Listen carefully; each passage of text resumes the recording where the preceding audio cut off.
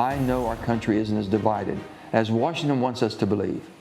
We share common values of family, freedom, democracy, dignity, and a belief that together we can overcome any challenge.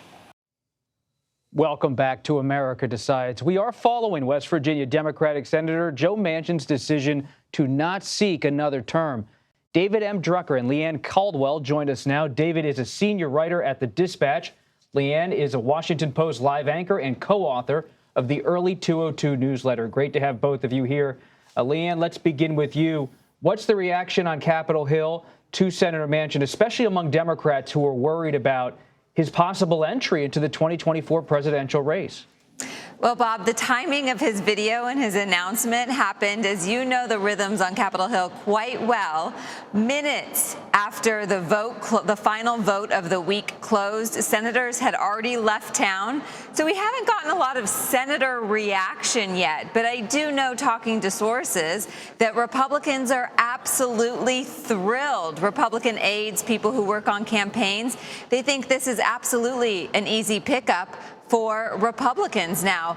Democrats are beside themselves. They wanted Joe Manchin to run again. They know that Manchin was their best shot at keeping West Virginia, even though it was going to be an uphill battle for him. And it's interesting to see the Democratic Senate campaign operation now starting to talk about maybe Texas as a pickup for them, because West Virginia was key for them to keeping the Senate. And so it really blew things up for Democrats up here. David, let's turn to the implications for the 2024 presidential race. You have covered it so closely. I love your book, In Trump's Shadow. This is happening in the shadow of both President Trump and President Biden. The former president and President Biden could be complicated if they're the nominees by having a late entry by Joe Manchin, whether it's as an independent or as a no labels candidate. How do you see this potentially scrambling the race? Right. So he's been talked about the most in terms of a 2024 campaign as part of a potential unity ticket that the No Labels organization may or may not field. And they put out a statement pretty quick congratulating Joe Manchin for his bipartisan record and talking about what they may or may not be doing. There may be news from No Labels before the week is out in terms of how they plan to handle things going forward. Look, I think that one thing we know is that next year could be extremely volatile in a way that we haven't seen in a long time, with so many unpredictable factors, third-party candidates, other organizations fielding candidates. So it's not just necessarily Biden, Trump, and another, left-leaning candidate or another right-leaning candidate.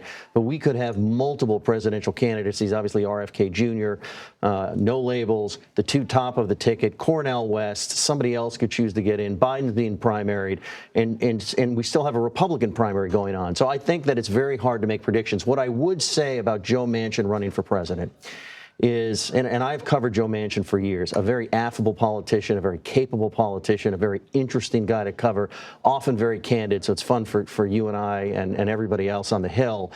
He's 76 years old. We already have a 77-year-old going on 78, and I think Joe Biden's going to be 81 this month. I don't know how fielding another politician in his late 70s gets to the point of why people are so unhappy with the main choices that they have. And that, by the way, is the whole reason No Labels is thinking of fielding a unity ticket, because everybody is so unhappy with this rematch. Leigh Ann, I'd love to get your reporting and assessment on this. David's right. His 76 is close in age to some of the other contenders, but it's still younger than President Biden, younger than former President Donald Trump. David brought up Cornel West, an independent, left-leaning, independent candidate. RFK Jr., Robert F. Kennedy Jr., also running now as a left-leaning independent. You have Dean Phillips, the Minnesota Democratic congressman, running in the Democratic primary. No Labels, as David said, hovering out there. What are your Democratic sources saying about what they're going to do to try to keep Senator Manchin from jumping in the 2024 presidential race and further complicating everything for President Biden? Well, what they were trying to do is convince him to run for Senate again, and that obviously backfired. I reported a few months ago that there was a lot of tension, actually, between Manchin and Senate Majority Leader Chuck Schumer. Manchin wanted Schumer to spend money in West Virginia to boost Manchin's polls there. Schumer didn't want to spend any money yet while he's defending a whole host of other Senate races until Manchin committed to running again. So they were at a loggerheads. And so despite the fact that most Democrats that I spoke to in the campaign realm and on Capitol Hill were pretty confident that Manchin was going to run for Senate, that obviously didn't happen. What I do know is that there are people who are like-minded, middle-of-the-road, some Democrats, some Republicans, who are in Manchin's ear, including on Capitol Hill, telling him that he should run, that is what the country needs, that they need something different than this rematch. And so what Joe Manchin's video was, yes, just now announcing that he wasn't running for re-election, that was not a video of, I'm going to go home and hang out in West Virginia. I miss West Virginia. I'm out by the creek throwing rocks into the water and spending time with his people.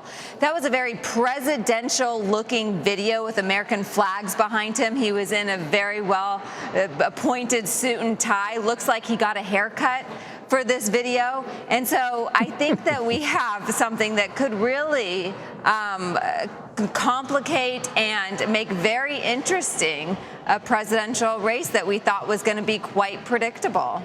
I'm going to have to be careful, Leigh Ann. Next time I get a haircut, you're going to start thinking I'm thinking about jumping into the presidential race on the CBS News ticket. That's not happening. Your hair's always great. Thank you. Well, thank you. Final thoughts here quickly from David, then Leigh Ann. Senator Joe Manchin, if he runs on a no-label ticket, where could that actually play on the map? Well, no labels plans to play in non-traditional states, not your typical battleground states, some of them. One of the reasons they plan to hold their convention in April of 2024 in Dallas is because Texas is a key battleground on their map. And so you'll see them, if they're able to field a unity ticket with viable candidates that people actually want to vote for. You know, remember, Bob, right, people don't just vote for the idea of bipartisanship. They vote for ideas and movements and candidates. So let's see who they field. But you can look them to contest states that the traditional candidates don't normally pay attention to. Leigh Ann, any final thoughts? Quickly? No, I think this is just going to be fascinating. I think people are sick of the rematch, and this could really, we'll see if people think that this is going to give Trump the election, but people who are talking to Joe Manchin think that that's not necessarily the case. David M. Drucker and Leigh Ann Caldwell, thank you so much.